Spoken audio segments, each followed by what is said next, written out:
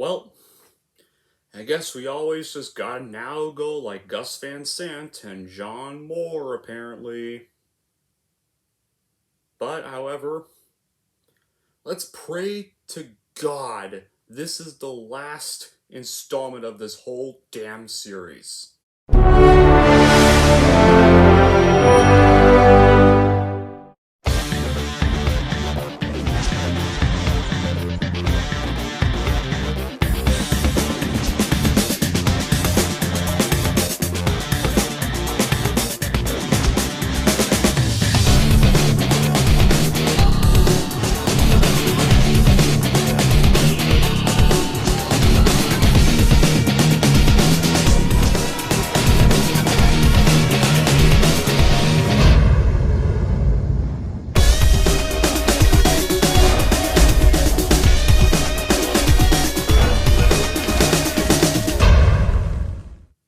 Hey everyone, it's Movie Lover 120 here, and I'm really pissed today. And the reason why I'm so pissed is because I just sat through probably the #1 worst remake in horror movie history.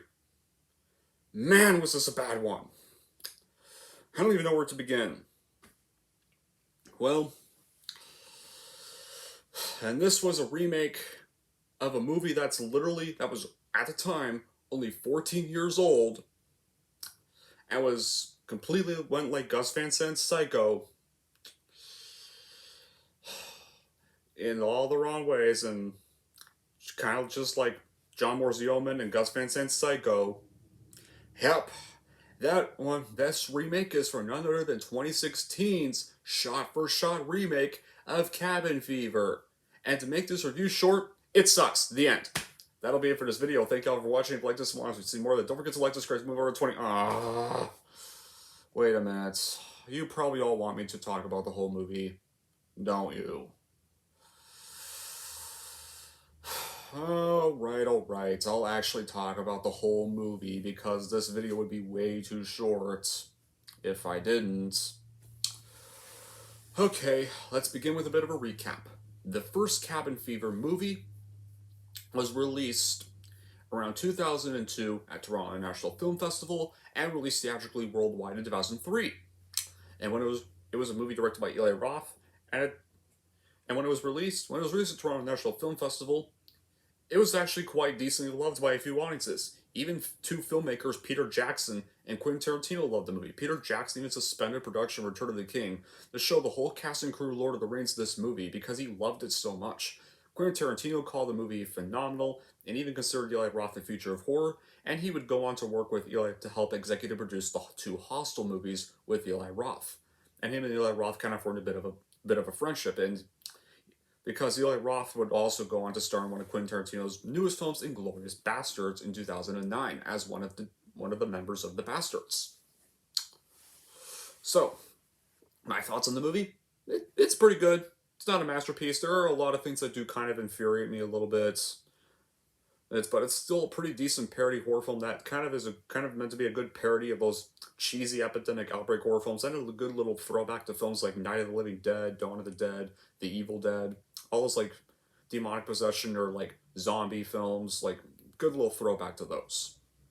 And it's a good launch to Eli Roth's career.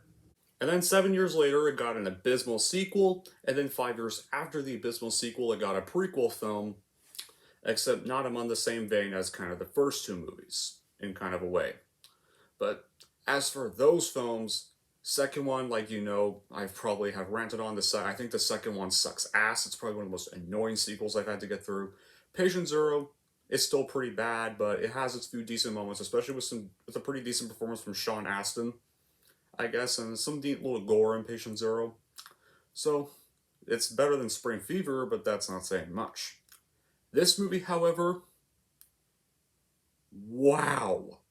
Like I said, probably the worst horror remake I've ever had the privilege to watch. I don't think I've been this bored watching a horror movie so bad. Like this bad. Pretty much almost as pointless as Gus Van Sant's Psycho, and John Moore as obviously shot for shot as John Moore's The Omen. Yeah, it's that bad. So what's the plot of this movie? Well, same plot as the first one. While visiting their gateway cabin, 5 friends succumb to a flesh-eating disease. Same exact plot, because it's a remake. This is a remake of at the time, 14-year-old Eli Roth film that put the director on the map and helped bring some frat boy type of horror movies. Hollywood seems to claim Roth was involved in this one, but I never see him even talking about this remake or even hear him talk of this remake, really. Like, it clearly looks like they just slapped on Eli Roth's title just to attract Eli Roth fans to this movie. But these filmmakers really spent several months pushing for people to give this remake a chance, but the end result is without question one of the biggest disasters in horror history. Like, I've seen, there are some much worse films but I've never seen such a pointless remake in my life. Now, I love some remakes. There are some good remakes out there. There's Evil Dead 2013, Hills of Ice 2006, John Carpenter's The Thing, which is my favorite one, by the way, guys, among quite a few others. I also hate several of them, such as Psycho, The Wicker Man, The Omen, and A Nightmare on Elm Street as an example of bad horror remakes that are just all made for the money or are just pure shot for shot and or just are poorly acted. This would easily have to be the most hated of all these bad remakes. This movie is literally directed by Travis Z, who basically paid the original movie no respect or tribute, and it was just some shameless cash in on already fairly established franchise of horror movies that didn't even need to be a franchise to begin with. Like, apparently they were originally going to make a 4th Cabin Fever movie. Yeah, we were going to get another 4th one of these damn sequels called Cabin Fever Outbreak, and it was supposed to be set on a cruise ship. Well, to be fair, guys, I think I don't know if it was supposed to be a sequel to Patient Zero or be set after Spring Fever, which would be kind of impossible because of Spring Fever's ending to make any sequels after that, but for some reason, they wanted to make a 4th one. I don't know why, but they scrapped the 4th one. Instead, they decided to go and make this shit because they thought this shit would be better. Yep. This remake was just very, very unnecessary in every aspect. And you can literally tell how so unnecessarily made this was, just by every scene you watch alone. Like, no, really. When I say this is a shot-for-shot remake, I'm literally being serious. Like, watch the original, and then watch this remake, and you'll see exactly, they're literally the same exact movie. It's because, like, the original screenplay was used here, however, there are only a few things about more up to date. Like, such as, instead, Bert mentions he's using an assault rifle. This time, Bert's a video game player, You know Bert, the big douchey guy, the big idiot of the group from the first one. Original movie. In the original movie, Bert still had a gun, except he didn't talk about an assault rifle in video games. He talked about squirrels being gay, which I will admit, guys, I actually thought that was really funny, and I don't care what many people say about that. Yeah, this time now Bert's some video game player, and the actor for Bert just sounds like... Actually, no. All the actors in this movie sound like, or look like... Yeah, they look that bored. It's like, can we get our paycheck now? Okay, we're finished the movie, give us our money, we want to get the hell out of here. I don't think I blame them for that, but their behavior in this movie, they even act like straight up psychopaths in this. Like, in the first one, I'll get to the characters in a bit, but there's even stuff like the internet and Minecraft being mentioned, and Deputy Winston, the party cop or the party man from the original movie, is now a party woman. Yeah, Winston's now a woman in this remake. Stupid forced feminism. And she ain't even funny, unlike the cop in the original. She could barely act her way out of a garbage dumpster. Everything else is exactly like the original movie, so what was the point? You see the original, they're just going to be bored with what you see here. As for the characters, The characters are still unlikable, kind of like they were in the original, but at least in the original movie, the unlikable parts of the characters were actually funny. Like, specifically with Bert the most. Yeah, like Bert was the root. Bert was probably the rudest, but he was actually entertaining to watch. He was probably the best. He was pretty much the big scene stealer of the original film. He was pretty much what made the original film comedy gold. Here, the Bert in this movie is just boring to watch. Like the whole cast just doesn't sound interested to be near each other. They don't even seem like they enjoy their roles. Let's not forget the music too. There was this constant nuisance to the overall enjoyment of the movie was the questionable pick of music they opted for. The music was just overly annoying, just too loud. No, really, like this music in this movie is so freaking loud. You can sometimes hardly hear a single thing any of the characters are saying. And it defeated much of the dialogue in the movie. And oh, speaking of the music, in the very beginning scene where they're driving to the cabin, the whole exact scene rips off The Shining.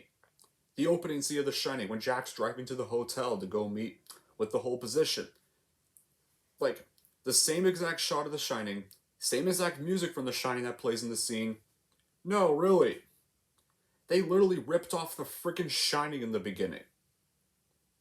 Like, in the beginning of the original, it's pretty much our introduction to the main characters with Marcy like, yay, no more finals and stuff, and like acting a little vulgar and stuff. Like, that's actually it's a little weird way to introduce our characters, but it's actually kind of funny, and it's random out of nowhere. It actually kind of works. Here, we open up with a rip off of The Shining, and some of the characters get a little more violent here. Like the scene where Bert's stealing the Snickers bar, like the scene I posted on YouTube from the original. Yep, that's in this movie. However, this time the guy's even angrier, and he acts a little more violent to Bert as if Bert was committing a murder. Like, really, you gotta be that mad over a little Snickers bar? Like, yeah, in the original he was mad of a little mad over a Snickers bar, but at least he was just a little annoyed that Bert tried to steal Snickers and didn't act like he wanted to kill him or something like that. Oh my god.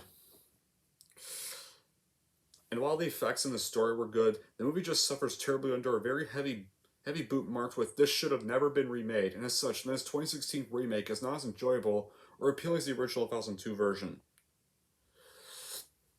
And, so, and another thing about like, and y'all remember, and back to the characters again, y'all remember Jeff, the the germaphobe who was like, I don't want to get sick. I don't want anybody get sick, but you two fuckers insist on touching her. Now she's bleeding all over you guys. So you two can fucking rob and not me. No fucking way, not me. And he just leaves with the beer and he ditches them. Well, to be fair, he was the only smart character in that moment. That's also in there. There is one difference, though. Jeff, in this version, actually drank the affected water. So, as soon as he got back and he's like, I made it, I fucking made it. Yeah, same exact scene, except this time, before Bert gets gunned down, he discovers he's infected, so it made his whole leave pointless. Yeah, it made the whole scene of him ditching him just completely all for nothing. Like in the original, he wasn't even infected. He didn't drink any of the water. The police didn't even know he was clean. That actually kind of worked in the original movie. And as for the characters, once again, they're unlikable in this movie, except their unlikableness is so unbearable in this film. They're probably just unlikable, you don't even care about them. They were unlikable in the original too, but they're actually funny douchebags in the original. Here they're just straight up douchebags you don't even enjoy watching. Like at all. My god, I could go on and on about this, but in the end, this is probably the number one worst horror remake ever, so please do not spare any of the pain I had to get through watching this. Don't watch this movie at all. It makes Spring Fever look like Evil Dead 2. Please just watch the original movie if you want to, anyways, or any other Eli Roth movie because this is not even worth your time. This is or just any other remake because this is a remake that is so not worth your money, not worth an hour of your life you will never get back. I don't blame Roth for this mess because I'm pretty sure he just signed off on it, made some green, and never thought about it again, if he was even involved anyways. It doesn't even have his signature still his style. They tried to take itself seriously and it failed miserably. Like, and there's no humor in this movie at all. Not one single scene is even funny, and when they do shoehorn in some jokes that aren't funny at all, and you laugh at how horribly they were delivered, and you'll contemplate what pretty much with what you're doing with your life. It is such a chore to watch. Seriously, please skip this atrocious remake. Go watch the 2002 original, and here's how I'm going to rank this shitfest of a movie. I am going to give Cabin Fever 2016 a 0 out of 10. That's it. The Cabin Fever series. It's finally done. Yeah! Woo! No more watching these abysmal sequels. Thank freaking God this series is done. Let's pray to freaking hell they don't announce a 5th installment. That was awesome to get through. Well, at least I'll have that one first film. So yeah, want to watch the series? Just watch the first film, and only the first film. Only the first. But until then, that will be it for this rant. Thank you all for watching, and if you like this and want to see more, then don't forget to like, subscribe to Movie Lover 120.